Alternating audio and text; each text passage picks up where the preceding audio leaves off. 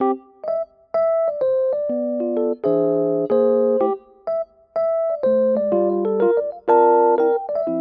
everyone! Welcome to our Values Education video lesson. Today, we're going to talk about moral dilemmas, false dilemmas, and the connection between freedom and responsibility.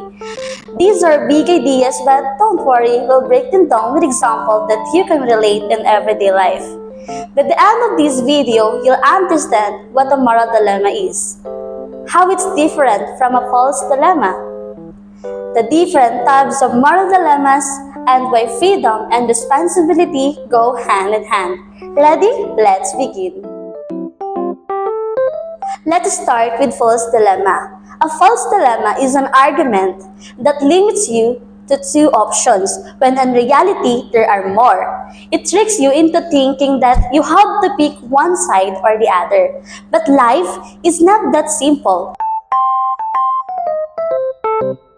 For example, you're either with us or you're against us. This sounds intense, but is it fair? Maybe you agree or you're still deciding. This is a false dilemma. It ignores the complexity of real situations. Now, let's talk about dilemmas in general. A dilemma is when a person is caught between two or more choices, and each has moral consequences. What's the difference between a moral dilemma and an ethical dilemma? A moral dilemma is more personal. It's based on your own beliefs about right and wrong. An ethical dilemma involves following rules, laws, or professional codes, even when they conflict with your feelings. Example, let's say you're a nurse. A patient begs you to keep something secret from the doctor. Your heart says keep the promise, but your code of ethics says you must tell the doctor. These two dilemmas often overlap, but ethical ones are about external standards, while moral ones are about personal values. Now, let's look at the different types of moral dilemmas. There are many kinds, and understanding them help us think more clearly. First, epistemic moral dilemma. This happens when you are not sure which action is morally right. Example, a doctor must choose a treatment, but lacks of information to know will save the patient. Second, the ontological moral dilemma. Here, two moral duties conflict and neither one clearly outweighs the other. Example, telling the truth versus protecting someone's safety. Third, self-imposed moral dilemma. This results from the person's own past actions. Example, David is running for mayor. He promised to protect forests but secretly accepted money from mining company. Now, he has to choose between keeping his promise or please his donor.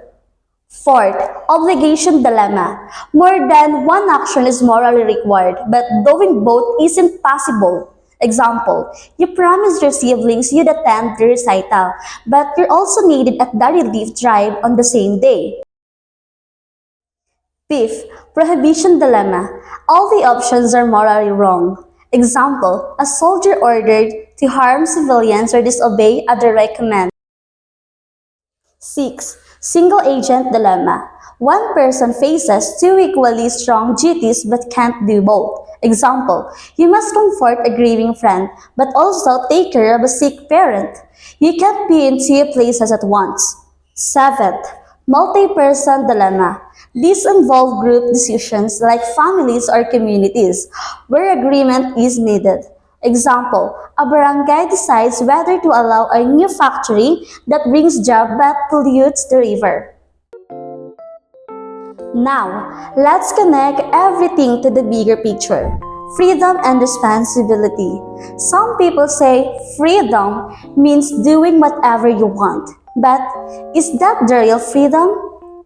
Philosopher John Stuart Mill said, "You're free to do anything as long as it doesn't harm others." So yes, we are free. But real freedom comes with limits and more importantly, with responsibility. But here's the twist. Some philosophers like Sam Harris argue that we don't truly have free will. He says, our thoughts come from causes we don't control. But others like Lemont and Aristotle believe we don't have the power to choose. Lamont says, we feel freedom is real. Life includes both chance and choice.